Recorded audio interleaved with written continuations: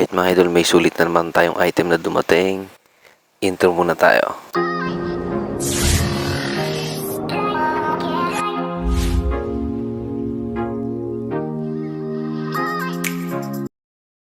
Ayan, siguro alam niyo sa mga idol. Shell Advance na langis na may kasama ng gear oil. Ayan, sulit na sulit yan mga idol. 279 pesos. Pakita ko na lang sa screen yung shop na binilihan natin. Ayan, si Ace Precision. May kasama pang sticker. Ayan, gear oil tsaka engine oil. Legit original mga idol. Mas mura kaysa sa mga gasolinahan. Pero nasa inyo pa rin mga idol. Ayan, sinare ko lang sa inyo.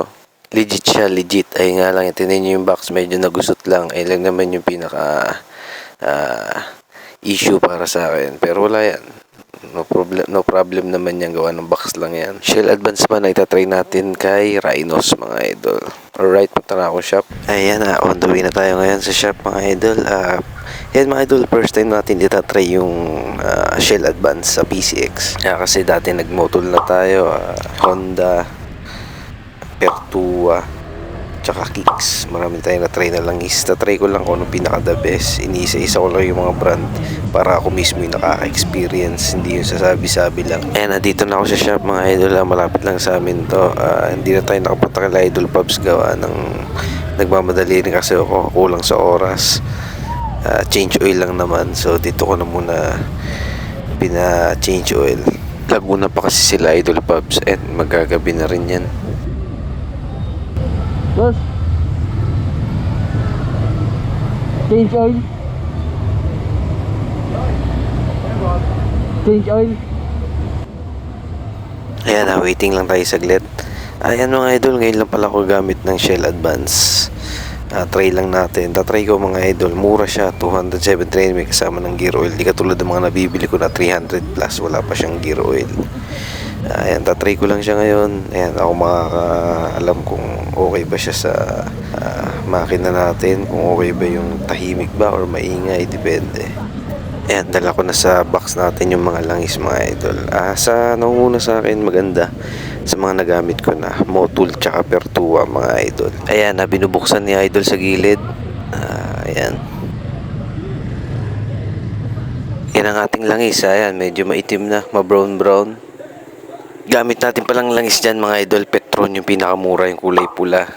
Yun muna yung pina-change oil ko noong nakaraan kasi kulang na sa oras. Pero 1K lang ang ginawa ko mga idol kasi nagtutukoy tayo kapag magandang langis. Ayun, 1K lang. Pagkatas ng 1K mga idol, pina-change oil ko na agad. Ayan, nag-shell naman tayo ngayon na may kasama ng gear oil. Kaya sa mga nagtatanong kung pwede yun mga idol, yung Petron na kulay pula, pwede naman siya. So yun, ako nga 1K lang ginawa ko, parang kargado.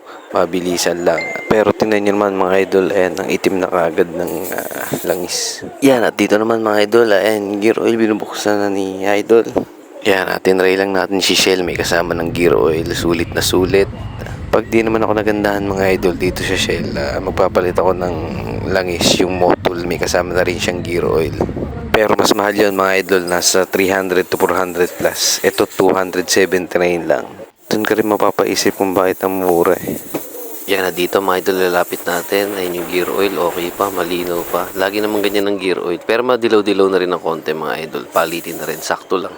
Yan, at nilagay na ang Shell gear oil.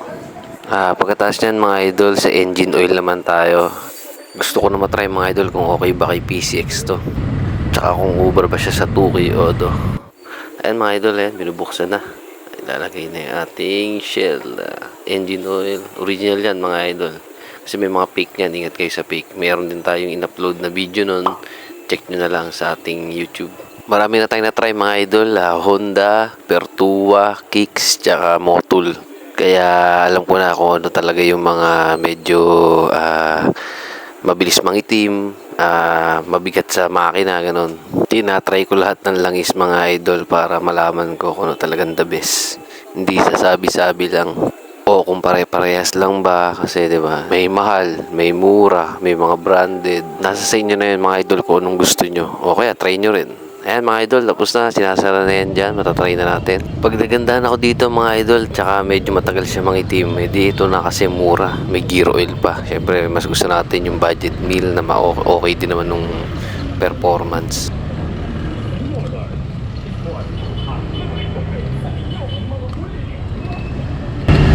performance mga idol. Dito para sa akin lang naman mga idol, parang maingay yung makina.